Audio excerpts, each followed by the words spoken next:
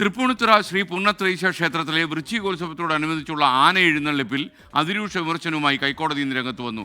മതത്തിൻ്റെ പേരിൽ എന്തും ആകാമെന്ന് കരുതരുതെന്നും ജനങ്ങളുടെ സുരക്ഷയെ കരുതിയാണ് മാർഗനിർദ്ദേശങ്ങൾ നൽകിയതെന്നും കോടതി ഓർമ്മിപ്പിച്ചു.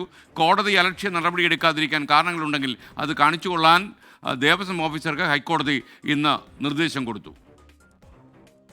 മാർഗനിർദ്ദേശങ്ങൾ പാലിക്കാതെയാണ് തൃപ്പൂണിത്തുറ പൂർണ്ണത്രയീശ ക്ഷേത്രത്തിൽ തൃക്കേട്ട് ദിനത്തിൽ എഴുന്നള്ളിപ്പ് നടന്നതെന്നായിരുന്നു ജില്ലാ കളക്ടർ കോടതിയിൽ സമർപ്പിച്ച റിപ്പോർട്ട്.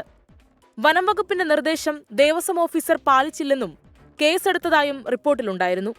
തുടർന്നാണ് ദേവസ്വം ഓഫീസർ വിശദീകരണം നൽകാൻ കോടതി നിർദ്ദേശിച്ചത്.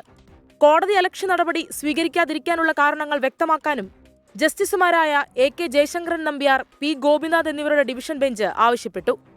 കോടതിയോട് നേരിട്ടുള്ള വെല്ലുവിളിയാണ് ക്ഷേത്രം ഭാരവാഹികൾ ചെയ്തതെന്നും ബെഞ്ച് നിരീക്ഷിച്ചു.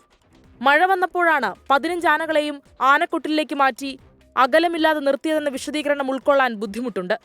മേൽക്കൂരയുള്ള സ്ഥലം കുറവാണെങ്കിൽ ആനകളെ കുറയ്ക്കുകയാണ് വേണ്ടത്. ആനകളെ എഴുന്നള്ളിക്കാൻ നൽകിയ അനുമതി പിൻവലിക്കാനും കഴിയുമെന്നും കോടതി മുന്നറിയിപ്പ് നൽകി. മാർഗനിർദ്ദേശങ്ങൾ പാലിച്ചാണ് എഴുന്നള്ളിപ്പെന്ന് ഉറപ്പുവരുത്താനും ലംഘിച്ചാൽ കർശന നടപടിയെടുക്കാനും ഓൺലൈനിൽ ഹാജരായ ജില്ലാ കളക്ടർക്ക് കോടതി നിർദ്ദേശം നൽകി. 24 കൊച്ചി.